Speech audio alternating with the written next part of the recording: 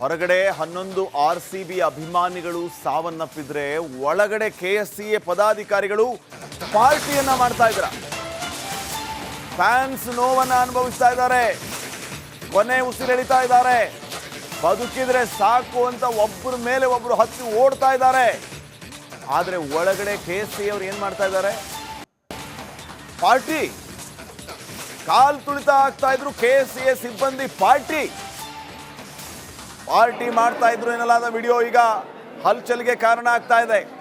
CCTV mobile video ಸಂಗ್ರಹಿಸಿದೆ CID. ಈ KSCA ಅವರಿಗೆ ಮಾನ ಮರ್ಯಾದೆ ನಾಚಿಕೆ ಚರ್ಮ ಇವೇನಾದರೂ ಇದ್ದಿದ್ದರೆ, ಮನುಷ್ಯತ್ವ ಅನ್ನುವಂಥದ್ದು ಇದ್ದಿದ್ದರೆ ಹೊರಗಡೆ ಆಗ್ತಾ ಇರುವಂಥ ಅವಾಂತರಕ್ಕೆ ಆತಂಕಗೊಂಡು ಆಚೆ ಓಡಿ ಬರಬೇಕಾಗಿತ್ತು. ಏನಾದರೂ ವ್ಯವಸ್ಥೆಯನ್ನ ಮಾಡೋದಕ್ಕೆ ಮುಂದಾಗಬೇಕಾಗಿತ್ತು.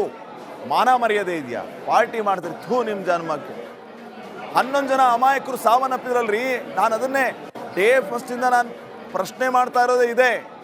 ಕಾಲ್ ತುಳಿತದಲ್ಲಿ ಸಾವನ್ನಪ್ಪಿದವರು ಯಾವುದೇ KSCA ಪದಾಧಿಕಾರಿಗಳ ಮಕ್ಕಳಲ್ಲ, KSCA ಅಧಿಕಾರಿಗಳ ಮಕ್ಕಳಲ್ಲ. ಚಿನ್ನಸ್ವಾಮಿ ಸ್ಟೇಡಿಯಂ ಮ್ಯಾನೇಜ್ಮೆಂಟ್, RCB ಮ್ಯಾನೇಜ್ಮೆಂಟ್ನ ಸಂಬಂಧಪಟ್ಟವರು ಯಾರು ಅಲ್ಲಿ ಸಾಯಲಿಲ್ಲ. ಸತ್ತವರು ಅಮಾಯಕರು. RCB ಗೆದ್ದಿದೆ, RCB ಪ್ಲೇಯರ್ಸ್ ಅನ್ನ ನೋಡೋದಕ್ಕೆ ಬಂದಿರೋರು ಇಲ್ಲಿ ಒಳಗಡೆ ಪಾರ್ಟಿ ಮಾಡ್ತಾರಂತಿವ್ರು. ಅಲ್ಲಿ ಹೊರಗಡೆ ಜನ ಸಾಯ್ತಾ ಇದ್ರು. ಇಂಥವ್ರ ವಿರುದ್ಧ ಕ್ರಮ ಆಗಬಾರ್ದಾ? ಇವರ ನಿರ್ಲಕ್ಷ್ಯಕ್ಕೆ ಪಾಠ ಕಲಿಸುವಂಥ ಕೆಲಸ ಆಗಬಾರ್ದಾ? ಏನು ಅಣತಿ ಏನು 1000 ಕಿಲೋಮೀಟರ್ ದೂರ ಇದೆಯಾ? ಒಂದು ಗೋಡೆ ದಾಟಿದ್ರೆ ಹೊರಗಡೆ ಜನ ಸಾಯ್ತಾ ಇದ್ದಾರ್ರಿ, ಒಳಗಡೆ ಇವರು ಪಾರ್ಟಿ ಮಾಡ್ತಾ ಇದ್ದಾರೆ. ಏನು ಅಷ್ಟು ವಿಷಯ ಗೊತ್ತಿಲ್ವಾ ಇವ್ರಿಗೆ? ಇಂಥವ್ರನ್ನ ಏನು ಮಾಡಬೇಕು?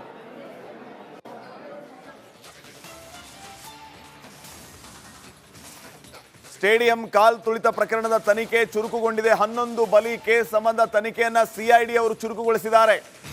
ಇವತ್ತು ಆರೋಪಿಗಳನ್ನ ಕಸ್ಟಡಿಗೆ ಪಡೆಯುವ ಸಾಧ್ಯತೆ ಅಧಿಕವಾಗಿದೆ. ಬಾಡಿ ವಾರೆಂಟ್ ಮೇಲೆ ಕಸ್ಟಡಿಗೆ ಪಡೆಯುವ ಸಾಧ್ಯತೆಗಳು ದಟ್ಟವಾಗಿದೆ. CID SP ಶುಭನ್ವಿತಾ ನೇತೃತ್ವದಲ್ಲಿ ಈಗಾಗಲೇ ವಿಚಾರಣೆ ನಡೀತಾ ಇದೆ. ಈಗಾಗಲೇ ಸ್ಥಳ ಮಹಜರು CID ಟೀಮಿಂದ ಆಗಿದೆ. ದುರಂತ ನಡೆದ ಸ್ಥಳದಲ್ಲಿ ಮಹಜರನ್ನ ಮುಗಿಸಿದ್ದಾರೆ CID ಅವರು. ಈಗಾಗಲೇ KSCA DNA ಮ್ಯಾನೇಜ್ಮೆಂಟ್ ಸಿಬ್ಬಂದಿ ವಿಚಾರಣೆಯನ್ನ ನಡೆದಿರೋದು. ಕೆಲ ಗಾಯಾಳುಗಳ ಹೇಳಿಕೆಯನ್ನ ತನಿಖಾ ತಂಡ ಪಡಿತಾ ಇದೆ. ಇನ್ನಷ್ಟು ಅಪ್ಡೇಟ್ಸ್ ಕೊಡ್ತಾರೆ ಪ್ರತಿನಿಧಿ ಮಾದೇಶ್. ಈಗ ನೇರ ಸಂಪರ್ಕದಲ್ಲಿ ಜಾಯ್ನ್ ಆಗ್ತಾ ಇದ್ದಾರೆ. ಮಾದೇಶ್, ಗಮನಿಸ್ತಾ ಇದ್ದೀವಿ CID ಟೀಮ್ ತನಿಖೆಯನ್ನ ಚುರುಕುಗೊಳಿಸಿದೆ. ಹೊರಗಡೆ ಅವಾಂತರಗಳ ಸರ್ಮಾಲೆ, ಒಳಗಡೆ KSCA ಅವರಿಂದ ಪಾರ್ಟಿ ಮಾಡ್ತಾ ಇದ್ದಾರೆ ಎನ್ನಲಾದ ಒಂದು ವಿಡಿಯೋ ಈಗ ಹರಿದಾಡ್ತಾ ಇದೆ. ಅದು CID ಟೀಮ್ ತನಿಖೆಯ ಸಂದರ್ಭದಲ್ಲಿ ಸಿಕ್ಕಂಥದ್ದು ಅಂತ ಹೇಳಲಾಗ್ತಾ ಇದೆ. ಇದು ನಿಜಾನೇ ಆಗಿದ್ರೆ ಇದಕ್ಕಿಂತ ನಾಚಿಕೆಗೇಡಿನ ಸಂಗತಿ ಮತ್ತೊಂದಿಲ್ಲ ಮಾದೇಶ್. KSCA ಅವರಿಗೆ ಬುದ್ಧಿ ಕಲಿಸುವಂಥ ಕೆಲಸ ಆಗಲೇಬೇಕಾಗತ್ತೆ, ಇದೆಲ್ಲವೂ ಕೂಡ ನಿಜ ಆಗಿದ್ರೆ. CID ಈಗ ಯಾವ ರೀತಿ ಎನ್ಕ್ವೈರಿಯನ್ನು ನಡೆಸ್ತಾ ಇದೆ, ಏನೆಲ್ಲ ಮಾಹಿತಿ ಕೊಡ್ತೀರಿ?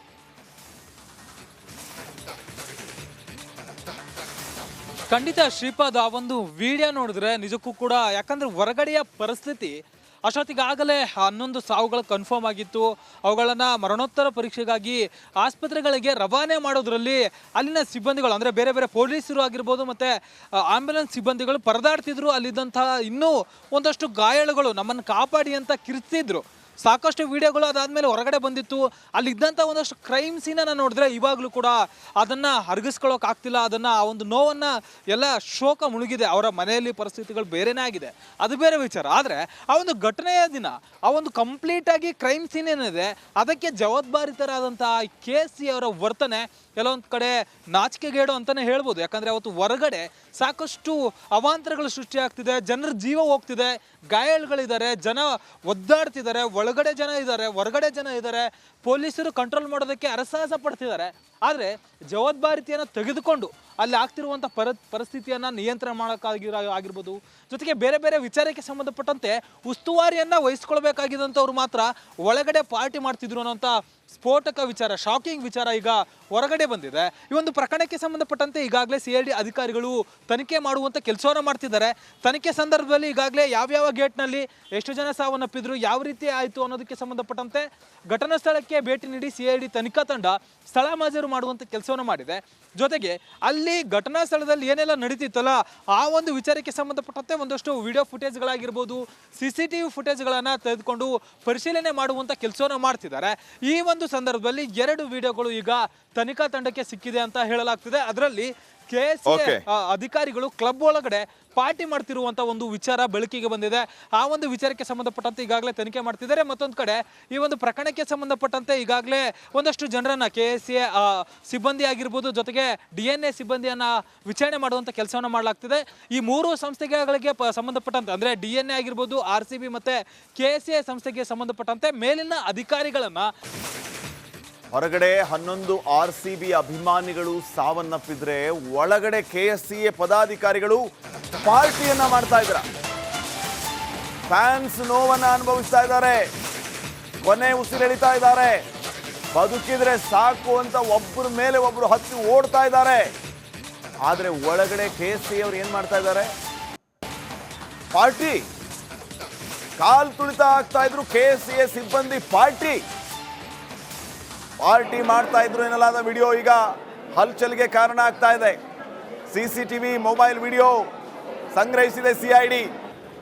ಈ KSCA ಅವರಿಗೆ ಮಾನ ಮರ್ಯಾದೆ ನಾಚಿಕೆ ಚರ್ಮ ಇವೇನಾದರೂ ಇದ್ದಿದ್ದರೆ, ಮನುಷ್ಯತ್ವ ಅನ್ನುವಂಥದ್ದು ಇದ್ದಿದ್ದರೆ ಹೊರಗಡೆ ಆಗ್ತಾ ಇರುವಂಥ ಅವಾಂತರಕ್ಕೆ ಆತಂಕಗೊಂಡು ಆಚೆ ಓಡಿ ಬರಬೇಕಾಗಿತ್ತು.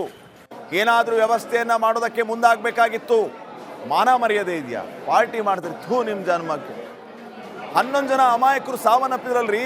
ನಾನು ಅದನ್ನೇ ಡೇ ಫಸ್ಟಿಂದ ನಾನು ಪ್ರಶ್ನೆ ಮಾಡ್ತಾ ಇರೋದೇ ಇದೆ.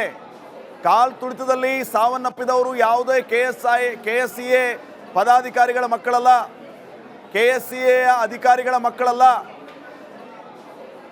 ಚಿನ್ನಸ್ವಾಮಿ ಸ್ಟೇಡಿಯಂ ಮ್ಯಾನೇಜ್ಮೆಂಟ್, RCB ಮ್ಯಾನೇಜ್ಮೆಂಟ್ನ ಸಂಬಂಧಪಟ್ಟವರು ಯಾರೂ ಅಲ್ಲಿ ಸಾಯಲಿಲ್ಲ. ಸತ್ತವರು ಅಮಾಯಕರು. RCB ಗೆದ್ದಿದೆ, RCB ಪ್ಲೇಯರ್ಸ್ ಅನ್ನ ನೋಡೋದಕ್ಕೆ ಬಂದಿರೋರು ಇಲ್ಲಿ ಒಳಗಡೆ ಪಾರ್ಟಿ ಮಾಡ್ತಾರಂತಿವ್ರು. ಅಲ್ಲಿ ಹೊರಗಡೆ ಜನ ಸಾಯ್ತಾ ಇದ್ರು. ಇಂಥವ್ರ ವಿರುದ್ಧ ಕ್ರಮ ಆಗಬಾರ್ದಾ? ಇವರ ನಿರ್ಲಕ್ಷ್ಯಕ್ಕೆ ಪಾಠ ಕಲಿಸುವಂಥ ಕೆಲಸ ಆಗಬಾರ್ದಾ? ಏನು ಅಣತಿ ಏನು 1000 ಕಿಲೋಮೀಟರ್ ದೂರ ಇದೆಯಾ? ಒಂದು ಗೋಡೆ ದಾಟಿದ್ರೆ ಹೊರಗಡೆ ಜನ ಸಾಯ್ತಾ ಇದ್ದಾರ್ರಿ, ಒಳಗಡೆ ಇವರು ಪಾರ್ಟಿ ಮಾಡ್ತಾ ಇದ್ದಾರೆ. ಏನು ಅಷ್ಟು ವಿಷಯ ಗೊತ್ತಿಲ್ವಾ ಇವ್ರಿಗೆ? ಇಂಥವ್ರನ್ನ ಏನು ಮಾಡಬೇಕು?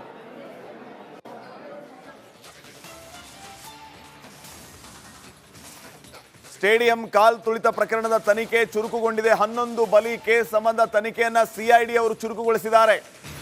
ಇವತ್ತು ಆರೋಪಿಗಳನ್ನ ಕಸ್ಟಡಿಗೆ ಪಡೆಯುವ ಸಾಧ್ಯತೆ ಅಧಿಕವಾಗಿದೆ. ಬಾಡಿ ವಾರೆಂಟ್ ಮೇಲೆ ಕಸ್ಟಡಿಗೆ ಪಡೆಯುವ ಸಾಧ್ಯತೆಗಳು ದಟ್ಟವಾಗಿದೆ. CID SP Shubman